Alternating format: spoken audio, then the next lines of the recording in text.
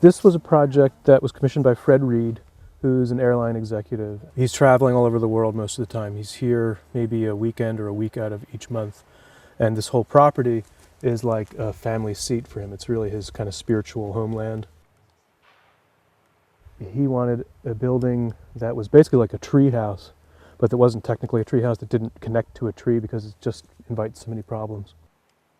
His only real direction was he wants it to be about there and poking out of the redwood trees facing west.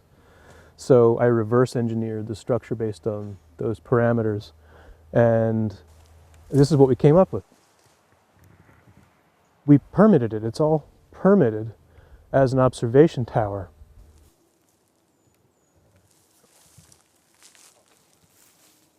It's a very experiential thing, though.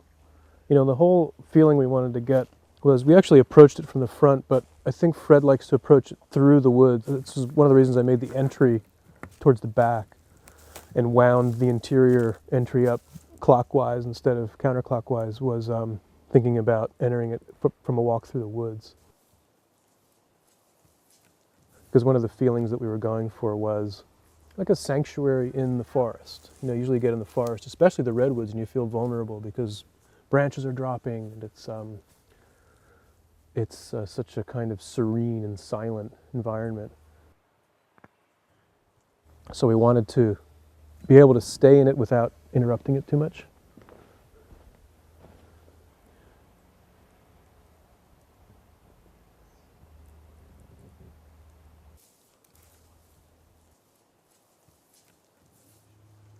Another thing that we wanted to do was just for it to be very low impact on the land. We had to remove, I think, 4 trees, but we milled them on site, and during the process of doing all the foundation work in the basic structure, the wood had dried, and we used it for the siding and for some of the interior features. So why not a treehouse? There are too many variables. These are our second growth trees. They grow at different rates. They move quite a lot in the wind. Engineering it is feasible, but really complex and involve a cable system, and getting up there is a little bit of an issue. We wanted it to be like, I think Fred's now about 59 or 60, but we were thinking, you know, you want to be able to get up there comfortably when you're in your 80s. You don't want it to be like too much of an extreme sport experience.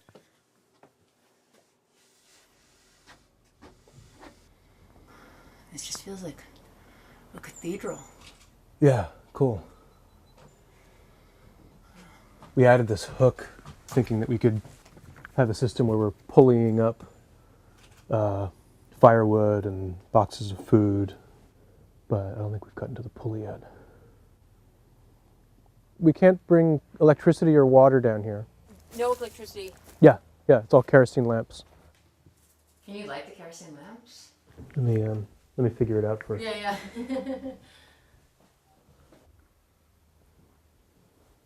I'm a little bit hesitant to. You do it? Yeah, Okay. just don't know these lamps. Mostly a matter of simplicity. You know, we were all into the austerity of, we were calling it kind of like a land yacht. You know, there's no, I call it the luxury of the essential, you know, and we brought that to meaning no utilities, no toilet, no electricity. We weren't allowed to otherwise, but. There's no way you put in plumbing or anything like that. I mean, there wasn't even... You could do water catchment from rainwater and something gravity fed from that, and you could do solar panels. And we looked into those, but they're so kind of fussy, and the quality of light and the quality of water just doesn't really make it worth it. He doesn't want it to feel like an RV. So we just decided that it was best to do without, to keep it really, really simple.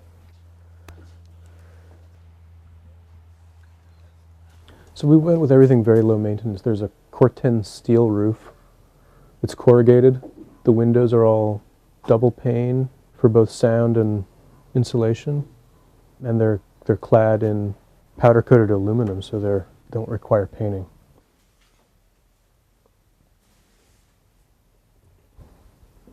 It's got a kind of traditional old school feel, but it does perform pretty well for a tiny building. How large is it? It's about, the interior is It's about 18 feet by 13 feet. One of the ideas of the back porch was to carry over the roof continually over both of the front and back porches so that you could bring a bed out here. You just could sleep outdoors. I was really keen to minimize the structure as much as possible. I didn't want to have to look up and see a lot of framing members. So we pitched the angle of the roof such that we didn't need any framing members. We just used basically a tongue and groove yellow cedar 2x6 to keep it really clean and simple. We are also able to cantilever these by sizing them appropriately to not require vertical posts, because we like the real clean, simple cantilever. The western light is really beautiful here, and sometimes it's the only real sun that you get. We have these fog patterns this close to the coast where it doesn't clear sometimes till 2 or 3. Here it's rolled in again. It really feels western. It feels like you're right on the edge of the continent.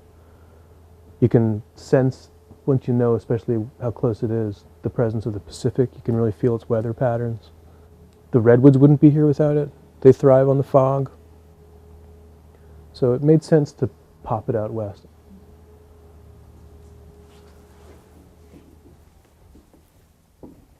So he can't cook in here necessarily. He has a camp stove. He's got one on the outside, on the back porch. Oh, in the back, okay.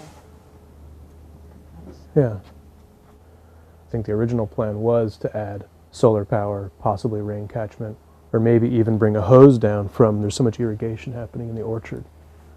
But I think once you start to open that up, and then it's laptops and it's internet, and I think people want increasingly to get away from that or to have an opportunity to, it's kind of like being at sea. I really felt like it needed to stay as simple as possible. And also, I knew that he would tend to just probably come down here to work because that's what he tends to do.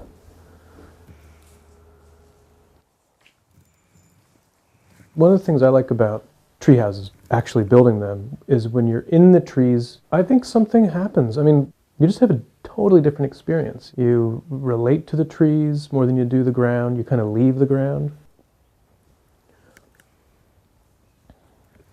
You get this feeling that birds must feel when they're up in the branches. There's something that happens. It's like a remoteness. So this is like a double remoteness, it's kind of remote region. It's a remote piece of a property in a fairly remote region. And then it's remote by rising even above that. So maybe it's just about that, just about finding that remoteness physically. You can't always find it. I guess some people can find it in meditation or drugs. But here you can actually go there.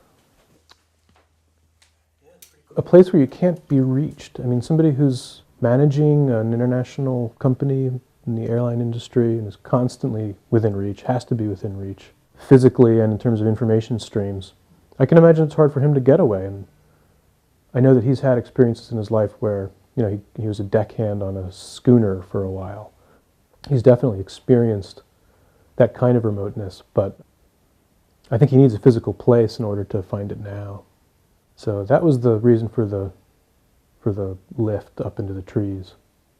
And it was his lead. I mean, my tree houses were much simpler, kind of radically simple, using only foraged materials that were found within walking distance of the site kind of thing.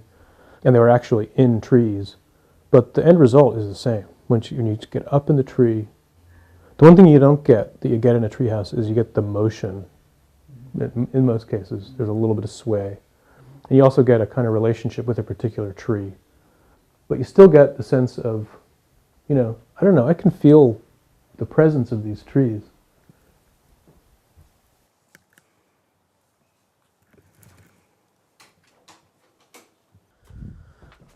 Something more abstract about it, too. When you get on the ground, you always have more chores. All right. It's less ethereal. There's more sweeping to do. You're lifted away. You're lifted away, yeah.